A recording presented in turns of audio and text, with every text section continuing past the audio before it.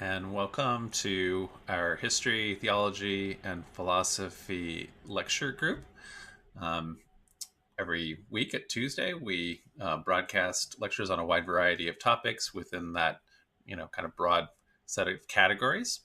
We always begin with our mission, which is to invite everyone into community, to continually learn and grow, to abolish poverty and end suffering, to promote peace and justice, and to live life meaningfully together. As we always mention, that our capacity to provide content is listener supported, and we really appreciate the donations that you've made in the past, and we appreciate any further ones that you would like to give. If you would like to contribute to support these and this content, you can always go to our website, centerplace.ca. So we're beginning this week a 3-week series on the Book of Mormon.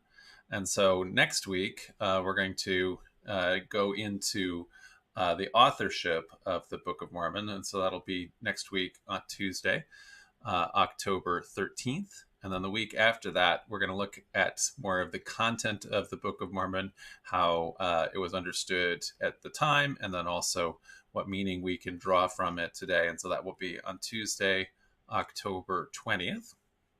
But our topic tonight is the Book of Mormon's 19th century context. Whenever we want to talk about a historic document like this, we always want to look at the historical context in which it emerged. All texts are written in a particular time for a particular audience, and how the audience will have understood it informs how we can understand its meaning and its intent. So let's look a little bit at this text, the Book of Mormon. So alongside the Old and New Testaments of the Bible, and also a book called the Doctrine and Covenants, the Book of Mormon is part of the canon of Scripture and the Latter-day Saint movement. It is largely the Book of Mormon, as opposed to the Doctrine and Covenants, which varies by denomination to denomination. The Book of Mormon is largely the same across the different Latter-day Saint tradition churches, although there have been a few minor wording changes, and then also the chapter and versification differ pretty substantially. The Book of Mormon has also been the topic of a popular musical that has been on, obviously, Broadway, but also here in Toronto, the Book of Mormon musical.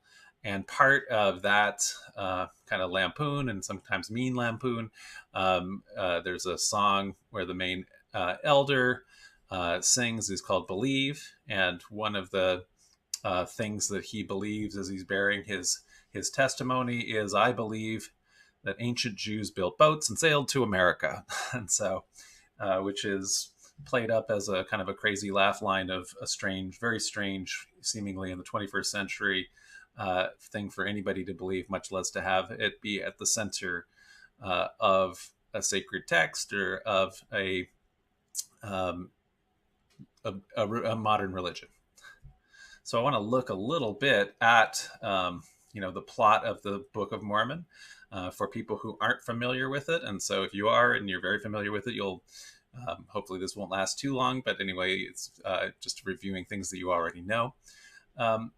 So although the text of the Book of Mormon actually narrates multiple biblical era migrations from the old world, from the Eastern Hemisphere to the Western Hemisphere, the shorthand in the Book of Mormon musical, I believe that ancient Jews built ships and came to America, is essentially correct in its essentials. So the primary story in the Book of Mormon actually follows a family of ancient Israelites who leave Jerusalem prior to its destruction at the hands of the Babylonians in 586 BC. That family wanders into the desert, builds a ship, and ultimately sails to the Americas. The patriarch of that family is a character in the book named Lehi. Lehi then has, again, the whole family. His righteous son, or most righteous son, is named Nephi. And then Nephi's descendants are called the Nephites. and they become a great vast civilization in the New World. They retain literacy, build cities, and they have a high civilization in general.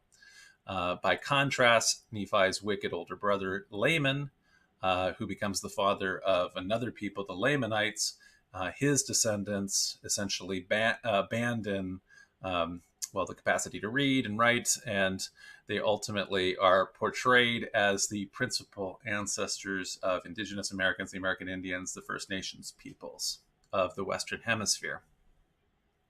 While the Nephites throughout the text are more civilized, the Lamanites become far more numerous. And so the bulk of the Book of Mormon texts actually narrates what seemingly incessant warfare between the two groups. There's a brief interlude when Christ visits the New World after his crucifixion and resurrection in the Old World. And at that moment, there's essentially a great cataclysm and destruction, but then a couple centuries of peace that are dispensed with in just a few verses. And then after that, the wars break out again, and the two sides fight until ultimately the Nephites are exterminated. The Book of Mormon also includes a kind of an explicit negative racial bias and theme. And so the Nephites in the text are described as a white and delightsome people. And meanwhile, because of their unbelief, the Lord is said to have laid a curse on the Lamanites, causing, quote, a skin of blackness to come upon them. And so this is the explanation within the text anyway for racial differences between indigenous Americans and Middle Easterners or European Americans. Okay, so these ideas seem very extraordinary, very alien today. In the Book of Mormon musical, as I mentioned, the idea that indigenous Americans are descendants of ancient Jews is pretty much a laugh line. And I would say, frankly, that the idea today seems incredible in the sense that it's not credible, or even fantastic in the sense that it's fantasy. So drawing upon these original meanings of those two worlds in words, incredible and fantastic. Nevertheless, even though it seems like a totally alien and off the wall idea today, at the time of its publication back in 1830, most European Americans, this would have been a very commonplace assumption. This is not the thing that they would have found surprising in any sense about the Book of Mormon, the idea that the narrative is what it is. Indeed, most European Americans assumed at the time that the continent had previously been home to a high civilization that had died out, had become exterminated, become extinct somehow. And actually, many European Americans speculated that the natives, that the indigenous Americans were actually, somehow related to, they had a biblical worldview and were somehow related to peoples described in the Bible. And many indeed speculated that Native Americans were descended from, for example, the lost 10 tribes of Israel. And so in a book by Ethan Smith, who's not actually related to Joseph Smith, but in any event, he's from the same state, Vermont, and in fact, indeed, he's a pastor in a church there that is in the same town that one of Joseph Smith's scribes is even from. And not that coincidence necessarily even matters, because these views were so widespread. He published just a few years earlier than the Book of Mormon a book called View of the Hebrews, or the Tribes of Israel in America, which again is talking about such things as the destruction of Jerusalem and how, for example, refugees from ancient Israel might have made their way to America, and why he thinks anyway that native languages and customs have so much in common with Judaism and things like that. And so it was a commonplace idea. It's not. It doesn't actually have any basis in anything. It's a parallelism arguments that Ethan Smith makes that aren't valid in any way. But nevertheless, it was definitely a very central assumption that European Americans made in the early 1800s.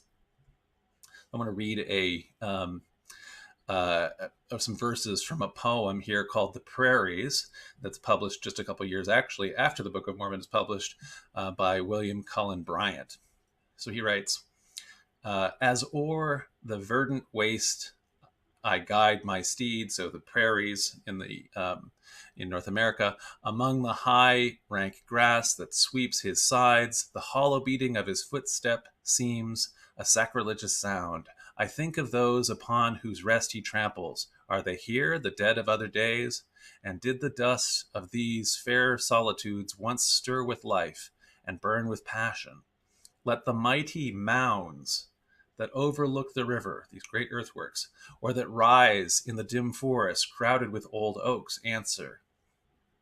A race that long has passed away built them, a disciplined and populous race, heaped with long toil the earth,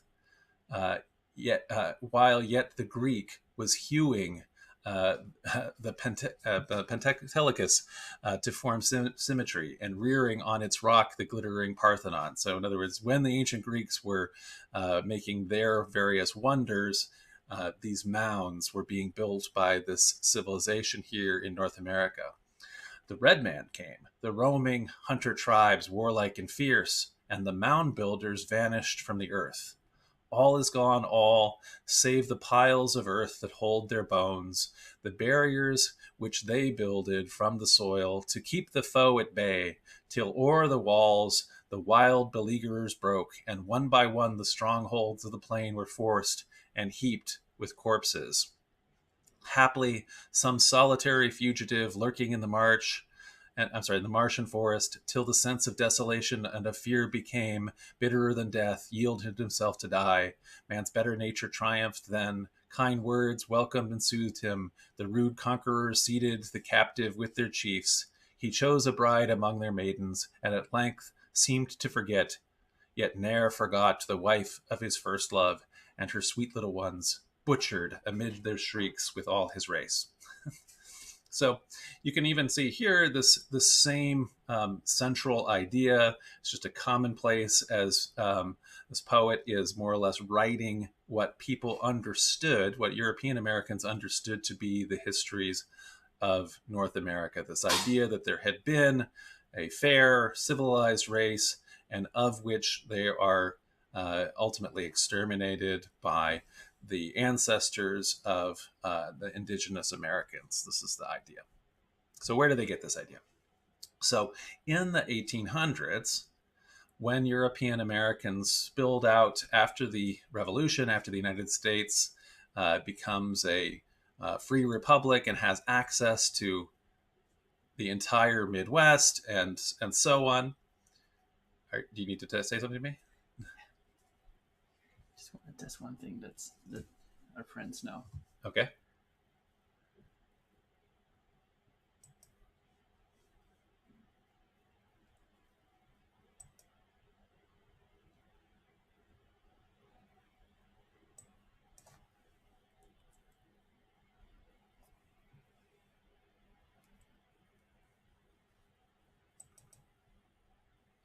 Okay. Thank you.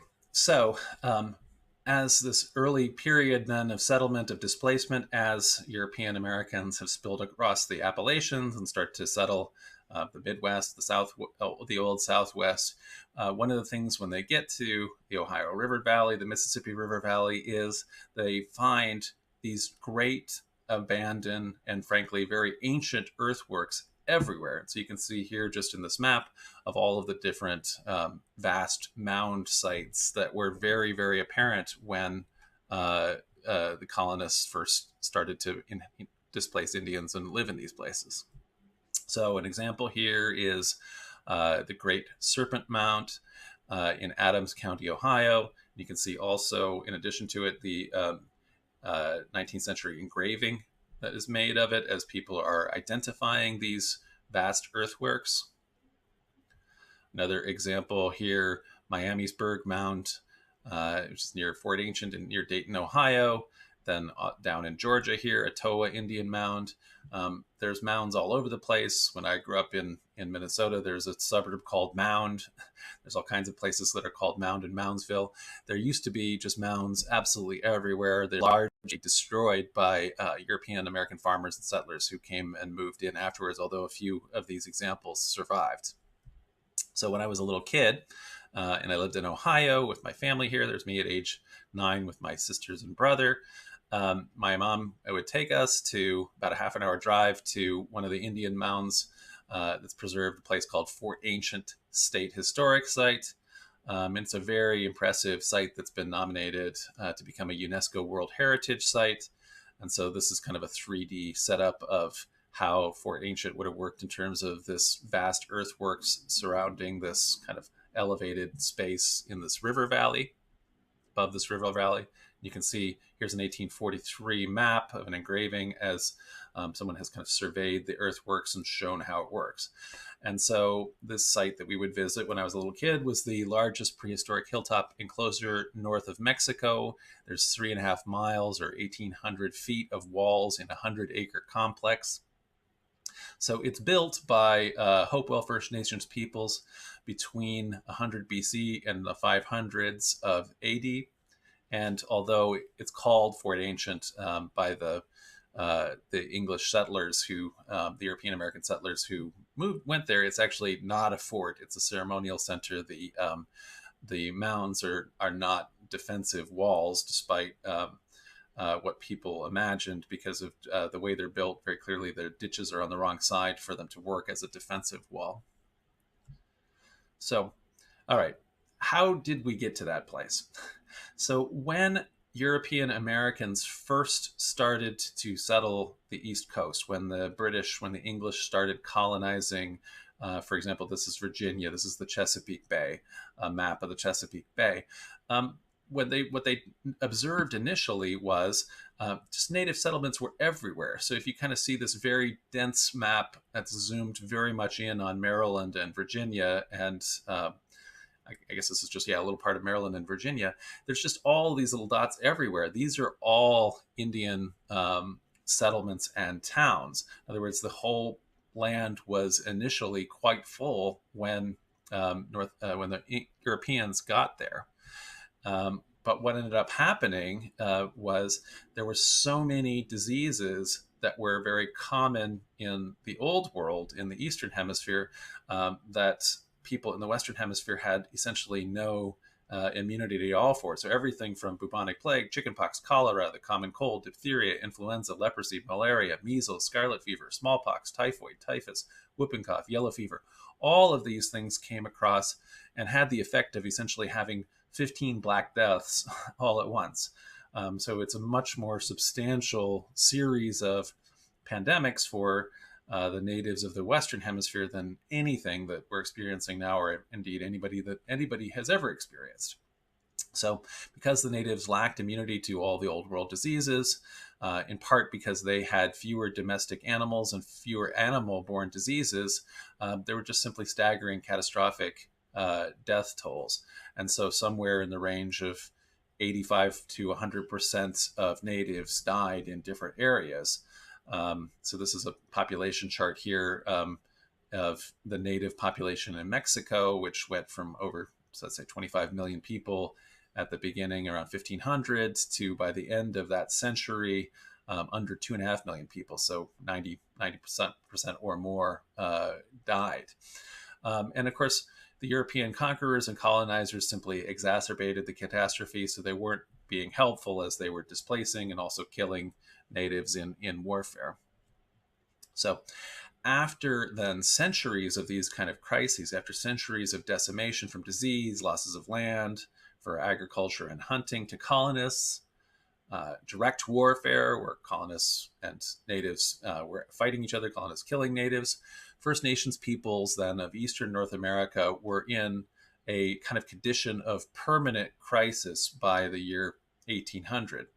So ultimately existing as bands of displaced refugees in their own homeland.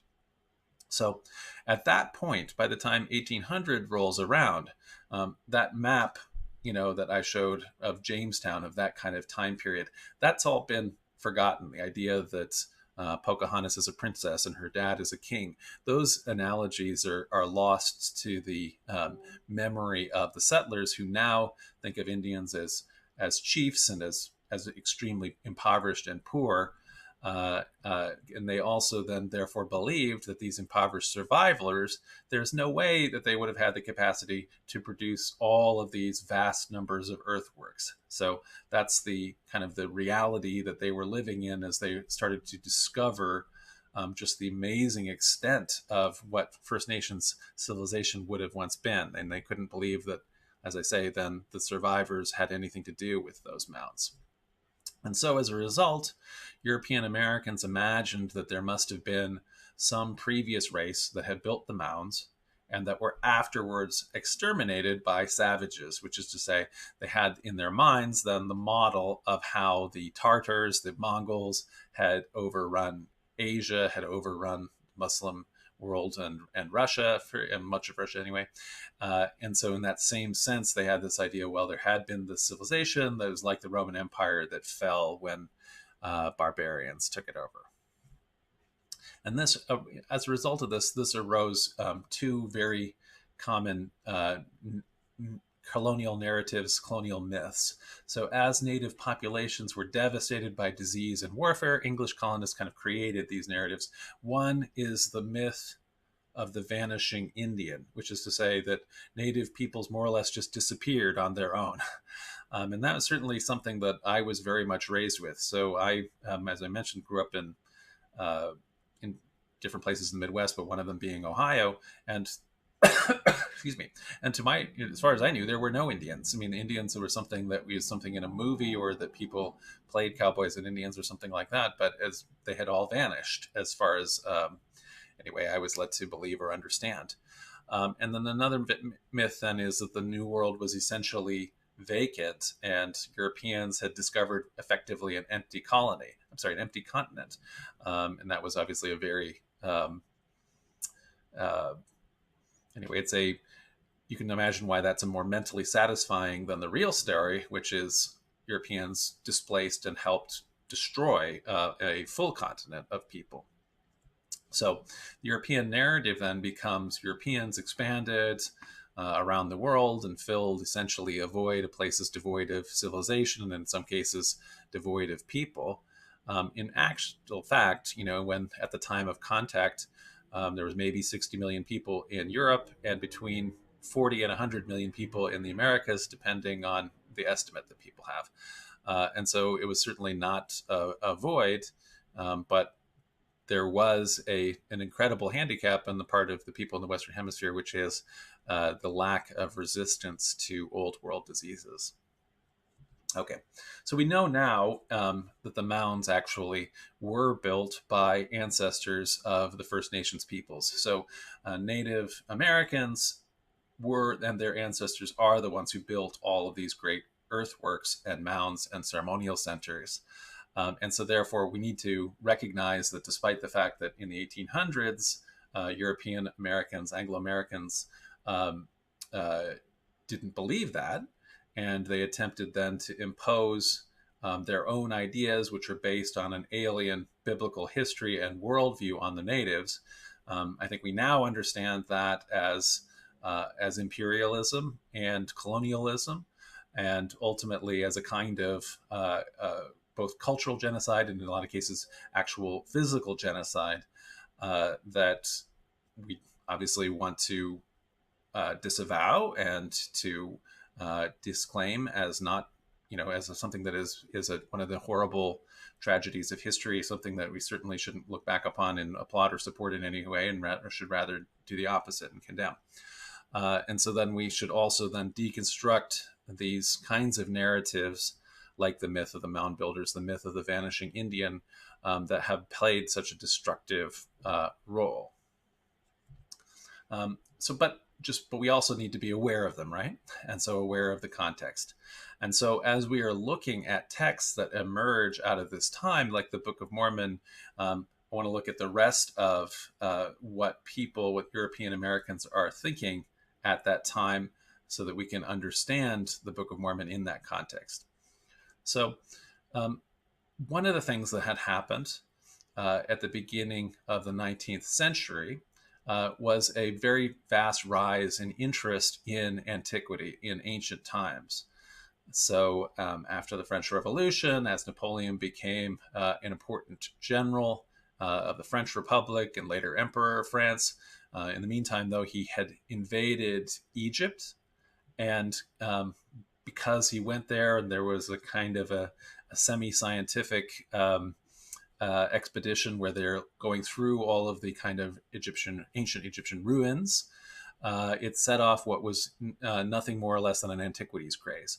And so at its beginning, archaeology is pretty much little more than organized looting and grave robbing. So you're going around to these places, you're finding ancient sites, you're plundering and robbing them, taking artifacts back, and they make their way, into the Louvre or into the British Museum now, or any other place that's that all of these kind of imperial museums have got all these artifacts to.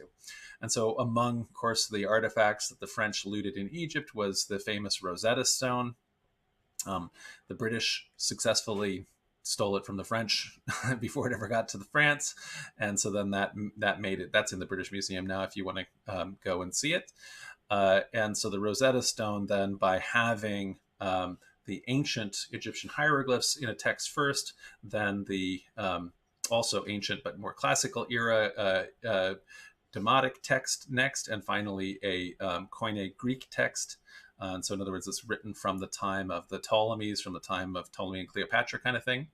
That was what the kind of key that enabled Champollion to decipher Egyptian hieroglyphics in 1822. So people, because of these kinds of capacity that Western Europeans actually had to encounter ancient places, and specifically, like one of the most ancient places and one of the most mysterious for Western civilization ancient places, Egypt, that got everybody kind of thinking about all things ancient at this time period. So archaeology then and antiquities hunting became gentlemen's passions in Europe.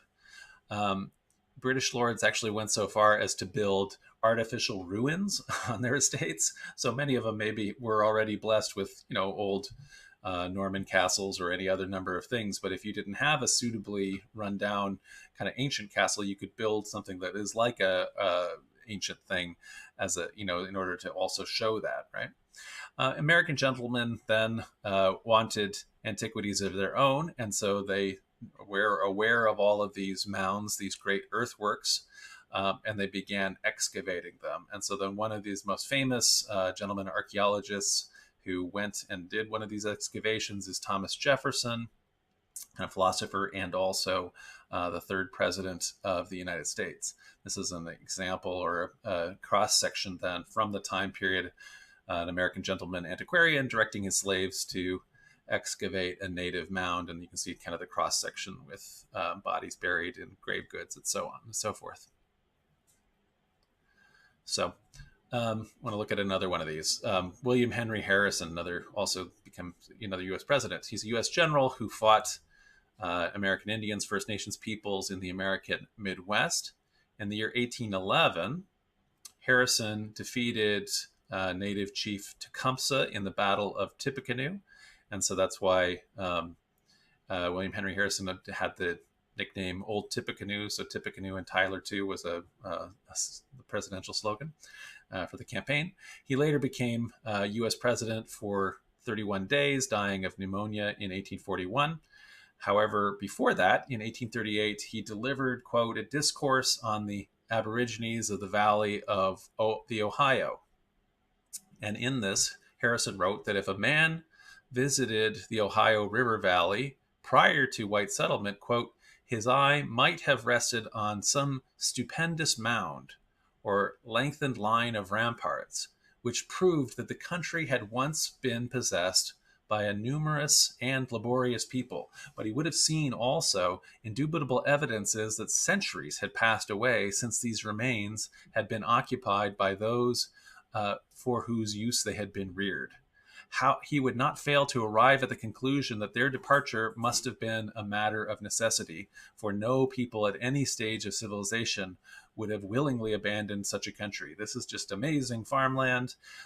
There's these massive mounds and ramparts, but nevertheless, there's giant oak trees on top of them now, which in other words, they've been there for a whole long time, long enough for centuries old trees to grow on top of them. Who built all the mounds?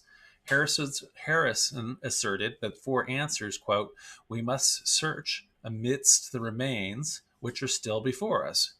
We learn first from the extensive country covered by their remains that they were a numerous people. So they're everywhere. This was people who were covering the whole land. Secondly, they were congregated in considerable cities.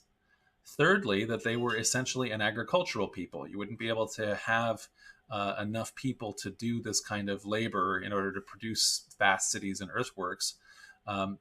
Because collected as they were in great numbers, they couldn't have been dependent on the chase, but for a small portion of their subsistence. So, in other words, unlike their descendants, the natives of the 19th century who had been dispossessed of all of their lands and were now largely back to a place of subsistence hunter and gathering. This was an organized agricultural state. Harrison asserted, therefore, that the race of the mound builders, quote, were compelled to fly from a more numerous or more gallant people. No doubt the contest was long and bloody, and that the country, so long their residence, was not abandoned to their rivals until their numbers were too much reduced to continue the contest.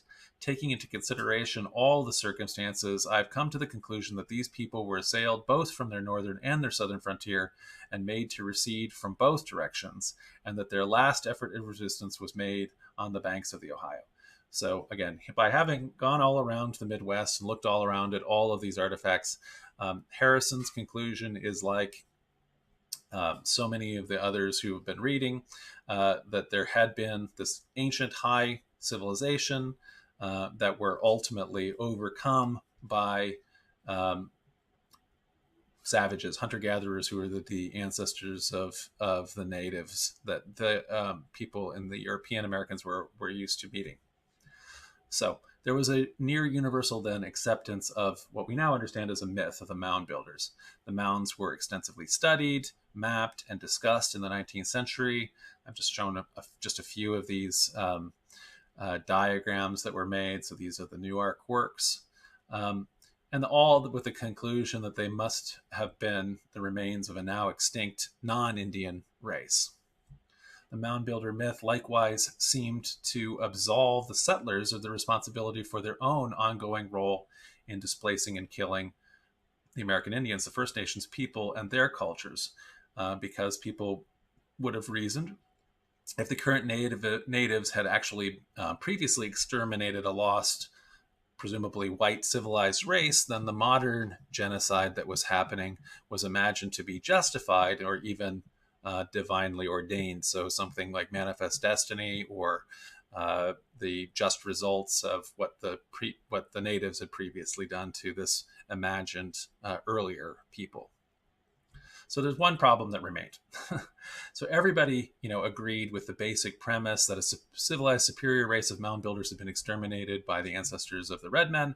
Unfortunately, the problem is that unlike in Egypt, where we have what had previously been, indecipherable hieroglyphics, we had all of this writing from the Egyptians, but we had no idea what they had said until it was able to be deciphered in the same time period, right, by Champollion and all of his work. Likewise, the later found out, for example, that the civilizations of the Babylonians, the Assyrians, the Sumerians in Mesopotamia, in Iraq, their language had also ceased to be able to be read. But at this time period, the cuneiform, was rediscovered and also deciphered. So all of these great decipherments allowed contemporary Europeans to start learning about the ancient civilizations of the Middle East. But the ancient civilizations of the mound builders of North America were lost uh, unless somehow a text could be found. And so, as DeWitt Clinton, who is just famous governor of New York, who was partially responsible, or greatly responsible for the construction of the Erie Canal and therefore opening of the Midwest to commercial opportunities by connecting it to the East Coast. He pointed out in a discourse to the Literary and Philosophical Society of New York in 1823 that unless you found in one of these mounds something engraved on stone or metal that would have survived, because otherwise, if it was on a parchment or something like that, that would all be lost, and so nothing has survived. And so they hadn't found anything, unfortunately, to be able to recover this lost history. And so, just because nothing legitimately was found, that didn't stop people from finding stuff, right? So guess what we found? So fortunately, or unfortunately, a number of white men who excavated mounds found precisely what they were looking for, which is to say, lost records of a mound builder race. So, for example, in 1890 here, James O. Scotford announced that he had dug into mounds in the state of Michigan and discovered relics of a lost race, including writing on in an unknown script on slate tablets. And so this is a picture of one of the slate tablets, and you can kind of see this kind of curious hieroglyph-like writings that are on there, or pictogram even, style of writings. Scotford joined forces with promoter Daniel E. Soper, who had been a former Michigan Secretary of State, who had to resign his office after allegations of embezzlement. And the two then staged additional mound excavations in front of local witnesses, who then helped discover hundreds of more relics and tablets over the next 2 decades. And these became more and more you could kind of get a sense of what's going on in them. And so you might be able to see from this, for example, tablet, it sort of seems to be illustrating, if you can kind of see the details here, a particularly well-known story. So there's an all-seeing eye kind of divinity. There's a guy, some animals, there's a big rainstorm, all these people drowning, it looks like. You can see what looks like a giant ark that's floating around in the water, and then you can see the ark resting on land, and animals are coming out 2 by 2, including all these happy people who have survived the flood. And so anyway, you can kind of get a sense that where this is connecting into the flood story that would have been known contemporarily to European Americans. Here's another example of one of the Michigan artifacts. It became clear from hundreds of Michigan relics that the mound builders were monotheists who worshipped the God of Abraham and perhaps were a lost tribe of Israel. And so you can kind of see in this particular set, there's God with angels at the creation of first man, and then the creation here of woman, and the two of them with a tree and a snake and an apple, and then getting kicked out of the area. Then we can see them wearing skirts, and one boy is killing another boy, Cain and Abel. And then we can see another guy sacrificing his son, or about to, except an angel stops him, and there's a ram. So really, it's really the Genesis story that's being pictured here. Okay, so there's one little problem with the Michigan relics after all of these hundreds of relics were dug out of the mounds. Upon examination, it turns out that all of the slate tablets upon which the Michigan relics were engraved are actually all industrially cut. So, in fact, actually all of the characters and images are drawn on scraps that are apparently have been salvaged from a school slate chalkboard factory. So you can tell the difference between slate when it's been industrially produced, in other words, the scraps from a chalkboard factory, as opposed to if you were to have a bunch of naturally occurring slate. Anyway, nevertheless, even though it's very clear that this is a hoax and a fraud, the relics were studied at Brigham Young University until the 1970s, and they were actually displayed in the LDS Church Museum until 2003. So anyway, hope springs eternal on that way. There's another example. There's actually there's actually dozens of examples of different things that European Americans found that were purporting to be the lost text or lost histories of the mound builders. And so another example here, here's a manuscript by a guy named Solomon Spaulding. His story is called Manuscript Story, and it's also known as the Manuscript Found. So, Manuscript Found. In the early 1800s, a resident of Conneaut, Ohio, penned a manuscript that began with the claim, quote, "Near the west bank of the Conneaut River, there are the remains of an ancient fort." So, again, the mounds, right? "As I was walking and forming various conjectures respecting the character, situation, and numbers of those people who far exceeded the present race of Indians in the work of art and ingenuity, I happened to tread upon a flat stone. This was a small distance from the fort, and it lay on the top of a great mound of earth, exactly horizontal. The face of it had a singular appearance. I discovered that a number of characters which appeared to me to be letters, but so much effaced by the ravages of time that I could not read the inscription. With the assistance of a lever, I raised the stone, but you may easily conjecture my astonishment when I discovered that its ends and side rested on stones and that it was designed to cover an artificial cave. I found, on examining, that its sides were lined with something, there's a blank there, built in a conical form with down, and that it was about 8 feet deep. Determined to investigate the design of this extraordinary work of antiquity, I prepared myself with the necessary requisites for that purpose and descended to the bottom of the cave. Within this cavity, I found an earthen box with a cover which shut it perfectly tight. When I had removed the cover, I found that it contained 28 rolls of parchment, and that appeared to be manuscript written in an elegant hand with Roman letters in the Latin language. They were written on a variety of subjects, but the roll which principally attracted my attention contained a history of the author's life and that part of America which extends from the Great Lakes to the waters of the Mississippi. So, Spaulding's story then portrays the mound builders as descendants of survivors of a Roman ship who were split into 2 great kingdoms, who were called the Sciotas and the Kentucks. And you may be aware anyway that there's a river in southern Ohio called the Sciota River, and then Kentucky, the Kentucky. And so it's the kind of the warfare between the ancient Roman Ohioans and ancient Roman Kentuckians. Overall, I'd say Solomon Spaulding's poorly written romance novel went unpublished, and it would have been forgotten had it not been misremembered by his neighbors and family as the source for the more famously told Mounder Builder tale, the Book of Mormon. And so actually throughout the 19th century, as a result of affidavits from Spaulding's family, he had subsequently died, but his family and neighbors remembered him writing this other story that is got similarities to the Book of Mormon, but is in fact not related to the Book of Mormon. Nevertheless, many people throughout the 19th century, and some cases a couple people into the present, assumed that it was actually a source or the source for the Book of Mormon. Okay, so I mentioned before there's this ongoing idea in all of this, are the ideas of race, and there's also ideas of the Bible. And so this map here is actually a medieval world map, although this is a later early modern printed version of it.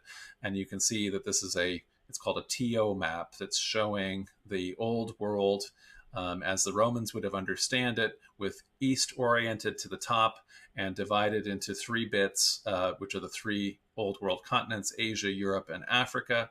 And I put it on here because it also lists under the word Asia, it says Sem. Under the word Europa, it says Japheth. And under the word Africa, it says Cham. Right? And so Europeans all the way back combined their ideas of race that were evolving at this point in the Age of Discovery. This is before Darwin, but it's after they've developed racial slavery, for example. The Europeans imagined that they were descended from Noah's son Japheth. And then, as you see here, that Asians were descended from his son Shem, and hence we have the word Semitic. And so the reason we use that now, we say people are anti-Semites or anti-Semitic, It's a shorthand for saying anti-Jewish, but the idea is that Jews are just one of the descendants of this second son, or the son Shem, and that's the word Semitic, and that Africans were descendant of the the the least liked son Ham, and are thus described with the, you can still sometimes hear it, the adjective Hamitic, and so I think it's the Nilo Asiatic language group used to be called Hamedo-Semitic, I think, as a language group. But anyway, we don't use that word anymore. But this is generally speaking how people who had a literalistic biblical worldview, who therefore assumed that all the peoples of the earth were descended after the flood from Noah and his three sons, Japheth, Shem, and Ham, assumed therefore that Europeans, African, and Asians are coming from those ancestors. But they had to question, okay, well, what of Native Americans? Where did Native Americans come from? How would they have gotten to the New World if everybody had died who wasn't on Noah's Ark, right? And so, as I've said here, Anglo-Americans generally presumed that there must have been a story similar to Noah and the Ark to explain, for example, how animals got to the Americas, how people got to the Americas, and we've even seen how some of the Michigan artifacts, for example, are assuming a kind of a Lost 10 Tribes style of an ancient Israelite connection for Indians, and that was also true in that text view of the Hebrews. So the Book of Mormon, when it was published, is not saying something that is unusual or something that would have been totally unfamiliar or was blowing everybody's minds in 1830, or is the butt of jokes like is in the musical in the 21st century. Rather, this is simply confirming all of the answers that European Americans already knew. And so we're going to look at it and try to see what it's also trying to do as a text. But one of the things we can say is that since we don't have a direct admission of motives about why the text might have been written by an author, we can at least look at the text and see the purposes that it's claiming within itself. And so this is a lot of times the way we look at texts, for example, when we don't know much about the authorship. We will know about the authorship in the next lecture. But anyway, in looking at the text and reading it, I would say that the text conveys at least four purposes. The first is to fit America into that biblical worldview. So how do all of Noah's, after the flood, how do all the animals and humans fill up the Western Hemisphere, and how do they fit into the biblical narrative? The second purpose of the book is to end Protestant sectarianism, and we'll look at that context in the next lecture as well. And so essentially just the shorthand of this is that the majority of colonists in the United States were Protestants. And there was now, in the beginning of the young American Republic, just an explosion of sectarianism. And so this is when people started to become Methodists and Baptists in vast numbers, as the different churches are forming in a period that's called the Second Great Awakening. And this was very troubling to people at the time, which sect that you should be in, or shouldn't we not have sects? Shouldn't we all believe the same things as one Christian church? But nobody could agree on what that would be. Three, to instruct the young United States. And so this is actually coming at a very particular time in American history. Sometimes we've been speculating that we're right now at a period of the decline and maybe fall of the American empire. This is at a time period of the very beginning of the young American Republic. And the Book of Mormon has a lot to say about that, and especially about the anxieties and fears of Americans in this uncertain time. And then finally, it's clear that part of the goal of the Book of Mormon is to help Native Americans recover, as far as the author here is concerned, their lost history, as it was understood by the European settlers. It's not their real lost history, but anyway, what it was understood by contemporary European Americans, like settlers, to be the history, and to embrace Christianity, which is, of course, the all important goal of the society. And so we are going to look at that in a lot of detail beginning next week when we tackle the authorship of the Book of Mormon. And so that'll be the lecture next week. And then also then we will look at the what the book is actually saying, what the author was trying to convey at the time. And we'll also look now to our own time period and see what meaning the text might have for us today, as, for example, in Community of Christ and in other Latter-day Saint tradition churches, the text continues to be part of the canon of Scripture. But it's also potentially important, I think, for people who are fully secular to get a sense of this particular time period also in American history and culture. And so what I want to do is we've got another 10 minutes or so that we can open this up to any comments or questions. And so I'll ask Leandro if people have asked any questions, and there's a couple already here, it says. So Roan Wagner writes, I remember a line in the book Jackson Land that a missionary embed with Cherokee believed that the Native Americans were descended of a Jewish people.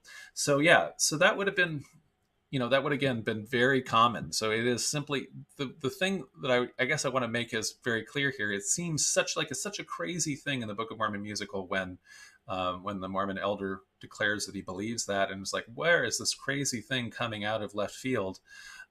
But this would have just been absolutely commonplace. And so, like you say, in Jackson Land, there would have the idea that a regular Baptist ministry or missionary or whoever it would have been who's hanging out with the Cherokees believed that the Cherokees are the descendants of the Jewish people. There were whole books, many books on the topic. The View of the Hebrews is only one of many of those books that made that claim. Likewise, I only just covered a couple of these: the Spalding theory, the Spalding manuscript, the Book of Mormon, of course, the Michigan artifacts. There's actually a dozen more different attempts that settlers made in order to produce these kinds of artifacts, which are not the actual artifacts. In other words, to recover this story that they all believed was the case, but nobody had a Rosetta Stone. Nobody had this lost writing. And so the goal was to actually recover it and show that it was the case. People were longing for that proof. Okay, Charles Boyd. Does the idea of continental drift possibly account for the collection of disparate animals and peoples in the same area? Well, so continental drift is how we understand how the continents have been moving around and doing all this stuff now, and absolutely when so as like South America used to be wedged together with Africa, and so when they pulled apart, there were animals at the time in what had been a shared continent, and then there's a rift and the animals are separated, and so therefore animals are some of the whatever animals were on either side are split apart as a result of that.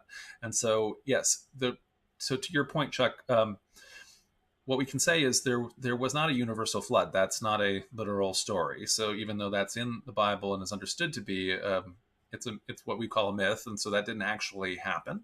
And so therefore all the animals never got killed anyway, and so animals didn't just make their way to they were already here, like you said, prior to the continent splitting apart, and different animals have cross-pollinated since then. But in generally, there was some spreading across the land bridge and such and so on. But generally, that's why the animals here were different because they've been apart so long from old world animals, and that's why, for example, things like horses weren't here until the Spanish brought them. So Elizabeth writes, Ben Ehrenreich in Desert Notebooks says, that the near extermination of the people of the Americas might have been a cause of the Little Ice Age, with 95% of the people disappearing in the 16th century. Large-scale agriculture all but ceased, and no burning of wood and grasslands to clear them for planting. Once cultivated land recovered swiftly, growing back as forest and savanna. By one estimate, this vegetation sequestered 5 to 10 trillion metric tons of carbon, lowering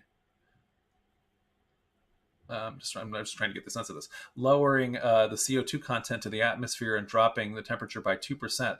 From about 1570, Europe suffered from a series of deadly winters, cool summers, and failed harvests, famines, and feudal structure began to fall apart. So, so obviously there's an interaction with climate, and actually the fact is, although we're doing stuff globally that is on a kind of crazy, unprecedented scale, like, for example, just depleting the oceans of all the fish and everything else that's been done in, let's say, their last century. Nevertheless, for a while, humans have been having fairly significant effects on the environment. We definitely see, and they are also then in turn infected by the environment. And so, in the time periods like you're saying here with the Little Ice Age, and then maybe this is quite interesting, maybe this major death of people in the Western Hemisphere had a climate effect that also then affected Europe. So that's very interesting, Elizabeth. Justice Manning, when these metal plates began appearing, does anybody know of the reaction of the New York governor so as far as confirming his belief? So I don't believe, no, so he wouldn't have believed any of these particular plates coming forward. And so certainly he would have been dead by the time the Michigan artifacts were coming forward. There is one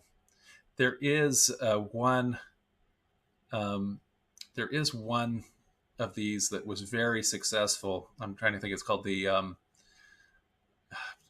the Wallam Olam or something like that, but it purports to be a history of the Delaware, and it's written by a very clever settler who knew Delaware and actually wrote the whole thing out, and then he translated it into Delaware, and then he translated it back so that it would sound like Delaware or have all these signs that it had come from Delaware. And so that one, was believed largely to be real, and including by people like DeWitt Clinton, who could tell the difference between the Michigan artifact, those kind of things. And also he wouldn't have believed the Book of Mormon. So those he would have rejected those claims by less sophisticated writers.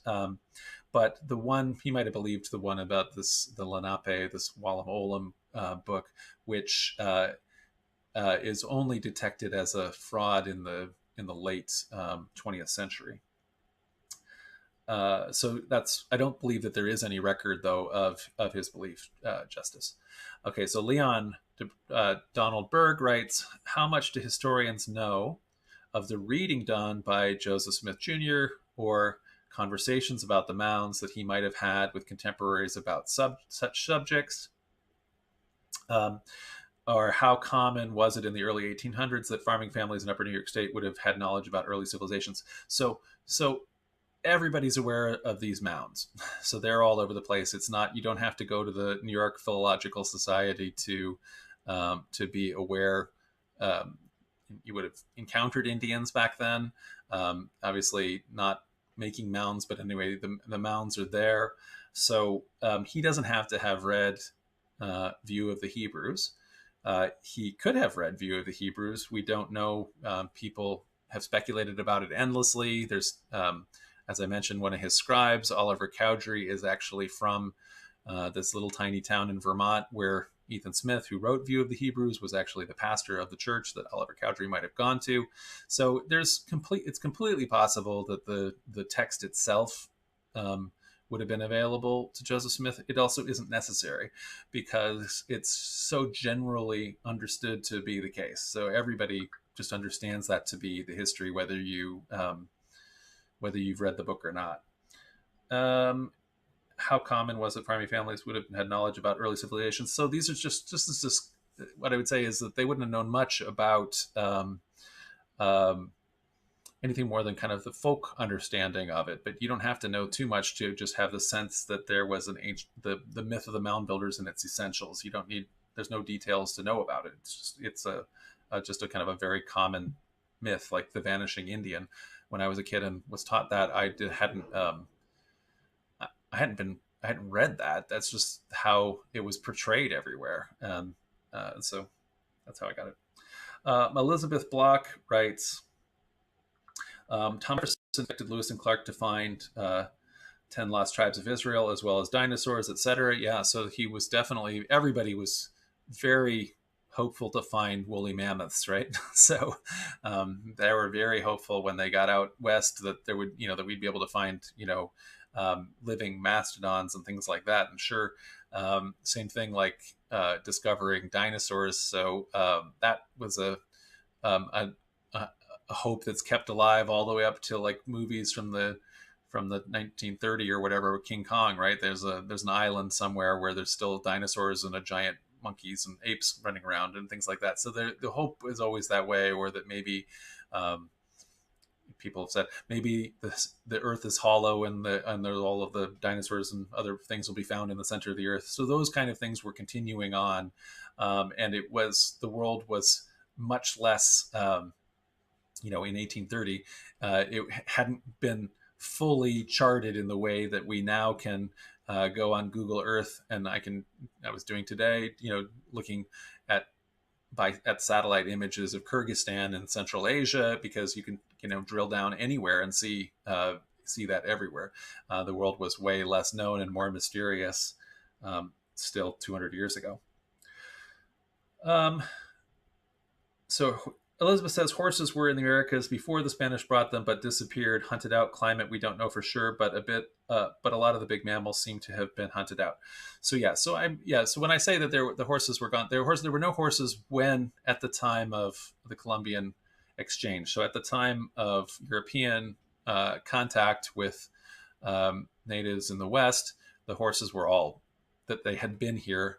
That were all extinct. So, but it wasn't because they weren't extinct because of the flood or something like that. It's that they had been horses here at the time that the continents are separated, and then or at least the horses had been here, anyway, at some point there. And then, like you say, either through hunting or other kinds of problems that they would have had environmentally, horses and things like that had been killed, like mammoths are killed everywhere or died out.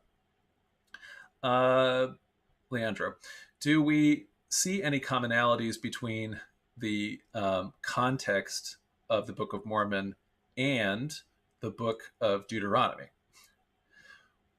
Well, so the Book of Deuteronomy is an interesting thing, and so we'll talk about the Book of Deuteronomy a little bit maybe next time when we're talking about textual criticism. And so the Book of Deuteronomy is one of the 5 books of Moses, the 5 books of the Torah. And specifically, it's one that is written by its own author. It isn't related to the other texts, but it has some kind of relationship to the Deuteronomic histories that follow. In terms of context, the common thing that we would potentially have here is that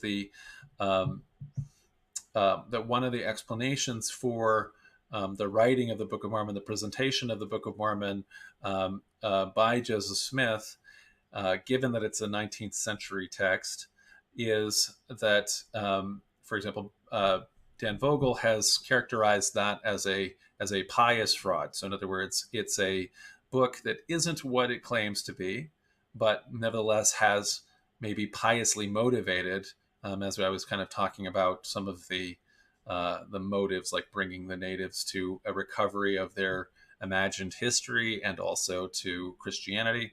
Likewise, the Book of Deuteronomy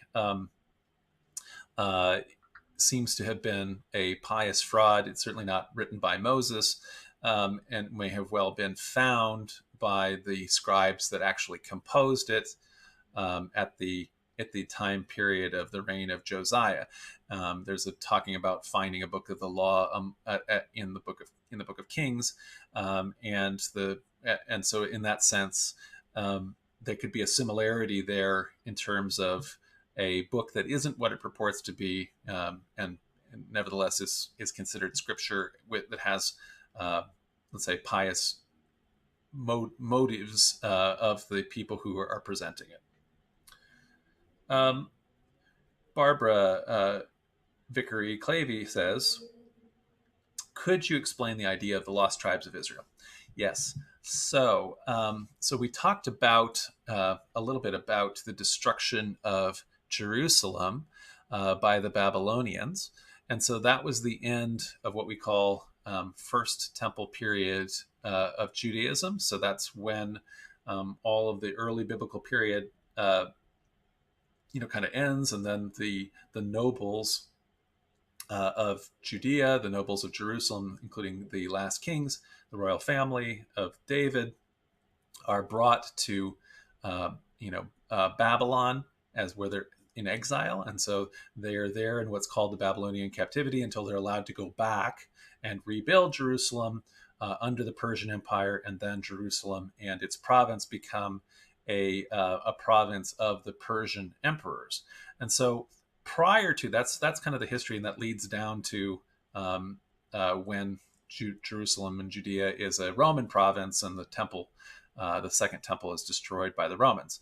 Anyway, prior to, though, the destruction of Jerusalem by the Babylonians, in the generations preceding that, the northern kingdom, the more important kingdom of Israel, the 10 tribes, the 2 tribes are the southern tribes of Judah and Benjamin. The northern tribes are the 10 tribes centering around especially the tribe of Ephraim and Manasseh, are the stronger kingdom. That kingdom was destroyed, though, by the Assyrians. And so in the same way that the nobles of Judea and Benjamin are taken off to Babylon, the other 10 tribes nobles are all taking off to Nineveh, the capital of Assyria. And so therefore they're lost. But people hear that they're lost and like, oh, well, where'd they go? We got to find them. Well, we know where they went. They went to Nineveh, and then they assimilated, and they became the regular people. The descendants that are of those people today are up there right now, which is to say northern Iraqis. Or Syrians, in that kind of area of the northern Fertile Crescent. And so nevertheless, though, there became kind of this legend that there's these lost 10 tribes that are away somewhere, and that's filling the imagination of people who are wondering, for example, again, how all the peoples of the world came from different places. So lots of different people claim to be one of the lost tribes of Israel, or to be descendants of lost ancient Jews. And a lot of people have speculated that about others as well. All right. Do you think we have any more questions, or is that it? All right. Well, lots of great questions. And so we'll be looking forward to next week, which is, there you go, authorship of the Book of Mormon, like I say, and then we're going to do a little bit of a deep dive into the meaning of the text. So those are the next 2 weeks. Thanks for joining us, and we will talk to you next week.